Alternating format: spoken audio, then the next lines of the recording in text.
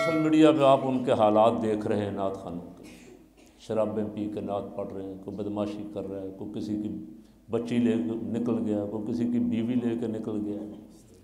ہم لاکھ لاکھ روپے ایک ایک مجلس کا ان کو دے رہے ہیں، ان پہ لٹا رہے۔ کاش یہ ہمارا پیسہ مدرسوں پہ لگتا جی، بچے حافظ قرآن بنتے، بچیاں عالمہ بنتی، ماشاءاللہ گھروں کے گھر بدل جاتے، قوم کی تقدیر بدل جاتی۔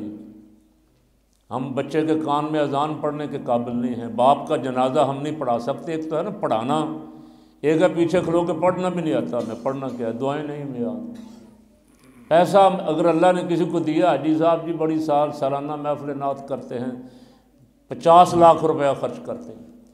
50 لاکھ روپے آپ کے دین کے کیا کام آیا ابھی؟ رات آپ نے نعت خانوں پہ لٹایا، وہ لے کے گھروں گھر ہی چلے گئے۔ آپ نے اس 50 لاکھ سے کوئی 50 عالم بنائے ہوتے، علماء پہ خرچ کرتے، ادارے بناتے۔ ضرورت بڑھ رہی ہے نا روز بروز، مسجدیں بڑھ رہی ہیں، علماء کی ضرورت پڑ رہی ہے، کسی جگہ امام کی ضرورت ہے، کسی جگہ خطیب کی ضرورت ہے، مدرسین کی ضرورت ہے، مدرس نہیں ملتے ہماری نااہلی کی وجہ سے۔ جب ہم پیسہ ناچنے گانے والوں کو دیں گے تو لوگ ناچنا گانے سیکھیں گے نا۔ ہم علماء کو پیسہ ہی نہیں دیں گے، کبھی ان کے ساتھ تو پیٹ بھی نہیں ہے، ان کی اولاد بھی نہیں ہے، ان کا گھر بھی نہیں ہے۔ حضرت صاحب بڑے نیک آدمی ہیں، بس حضرت صاحب روٹی ہمارے گھر سے آئے گی تو کھائیں گے۔ حضرت صاحب سائیکل پہ بھی بیٹھے ہو تو ہمیں اچھے نہیں لگتے۔ حضرت صاحب موٹر سائیکل لے لیں تو پورا محلہ خلاف، دیکھو مولوی صاحب نے موٹر سائیکل لے لی جی۔ پیسہ ہم نعت خانوں پہ لٹا رہے ہیں، کروڑوں روپیہ ہمارا جعلی پیروں پہ۔ فراٹیے بڑے بڑے پیر بیٹھے ہوئے ہیں، اللہ کی قسم جن کو بسم اللہ بھی نہیں آتی، وہ تقدیریں بدلنے بیٹھے ہوئے ہیں۔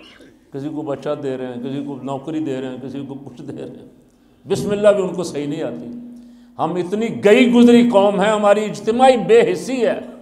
جو امام ہمیں 40 سال نماز پڑھاتا ہے، قرآن پڑھاتا ہے، ہمارے بچوں کو قرآن پڑھاتا ہے، اس کی ہماری نظر میں کوئی ٹکے کی ویلیو نہیں، اللہ ماشاءاللہ۔ اور جعلی پیر ایسے کو آستانہ بنا کے جھنڈا لگا کے بیٹھ جائے، سنی ماشاءاللہ قربان، ہاتھ بھی چومیں گے، پیر بھی چومیں گے، شاہ صاحب اصلی سید ہمارے سر۔ جب سے ہم نے پاور سیاستدان کو دے دی، مسجد کے مصلی پہ کھڑے ہونے والے کو فارغ کر دیا، 5 سال ہم جوتیاں کھاتے ہیں لیڈروں سے، روتے ہیں، کبھی مہنگائی کو، کبھی ڈاکوں کو، کبھی چوریوں کو، کبھی ملک میں لوٹ مار کو روتے رہتے ہیں۔ لیکن جب پھر 5 سال بعد ہمیں موقع ملتا ہے فیصلہ کرنے کا، پھر وہاں کے وہاں ایک بریانی کی پلیٹ پہ ایمان بیچ دیتے ہیں۔ حضرت سید اصغر شاہ صاحب ہماری جماعت کے بڑے مقتدر رہنما خطاب فرما رہے تھے، وہ کہہ رہے تھے ہم رسول اللہ کے، جنت رسول اللہ کی۔ تو میرے دل میں آ رہا تھا کہ ہم رسول اللہ کے ہیں کیوں جی؟